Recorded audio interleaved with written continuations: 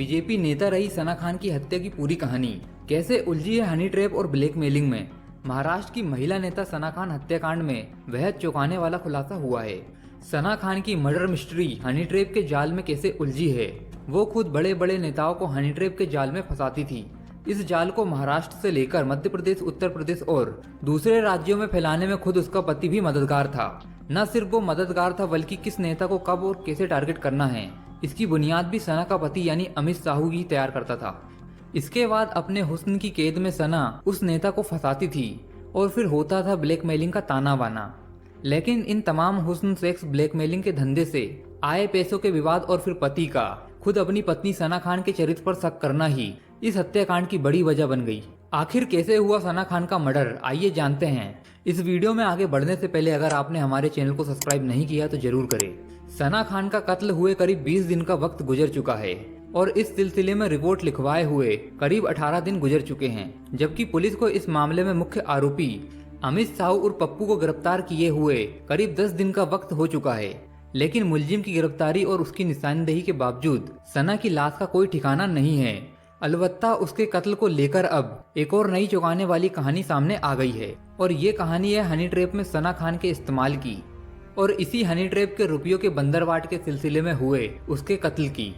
लेकिन इससे पहले कि हनी ट्रैप के जरिए लाखों रुपए की वसूली के इस खेल और इसी खेल में गई सना की जान की पूरी कहानी आपको तफसील से सुनाते हैं।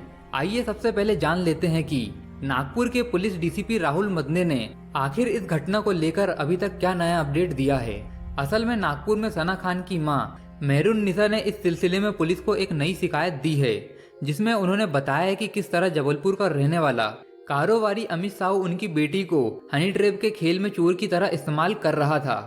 पुलिस का कहना है कि जब उसने इस पहलू की जांच की तो उसे हनी ट्रैप के इस रैकेट को लेकर कई चौंकाने वाली जानकारी हाथ लगी। पुलिस को पता चला कि साहू के इशारे पर सना नागपुर, जबलपुर और सिवनी समेत आसपास के इलाकों में बड़े प्रभावशाली लोगों के पास जाया करती थी, जहां इन अमीर और प्रभावशाली लोगों से रिश्ते बनाने के दौरान सना और साहू उन अतरंग पलों की तस्वीरें अपने मोबाइल फोन और दूसरे डिवाइस में कैद कर लिया करते थे, जिसके बाद इन लोगों की ऐसी तस्वीरें और वीडियोस के सहारे ब्लैकमेल किया जाता था। पुलिस की माने तो शुरुआती पूछताछ में अमित ने हनी ट्रैप रैकेट चलाने और सना खान का इस्तेमाल करने की बात कबूल की है, लेकिन अब तक पुलिस सना खान का मोबाइल फोन बरामद नहीं कर पाई है और न ही अमित साहू ने अपने फोन पुलिस को सौंपे हैं। ऐसे में पुलिस को अब भी हनी ट्रैप और उसके चलते मर्डर की इस वारदात से जुड़े कई सबूतों का इंतजार है।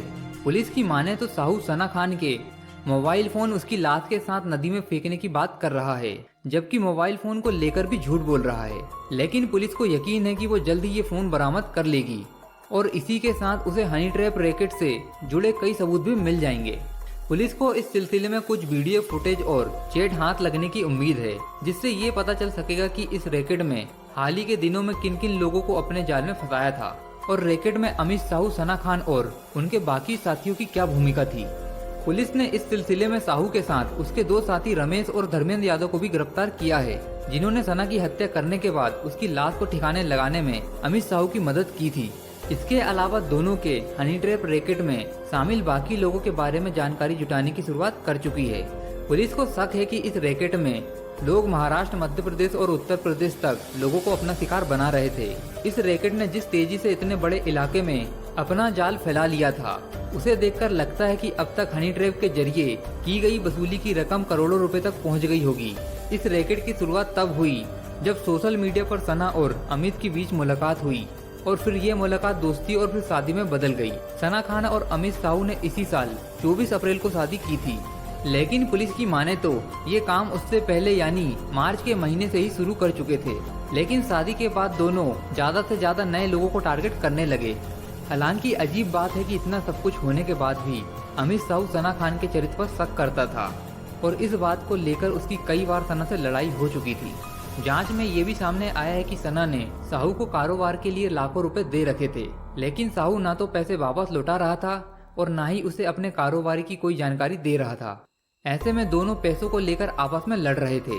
पुलिस को पता चला कि अमित साहू ने जबलपुर शहर के पॉश इलाके में राजुल टाउनशिप में खास तौर पर इन्हीं साजिशों के लिए एक मकान किराए पर ले रखा था और यहीं से अपने काले कारोबार को चलाया करता था।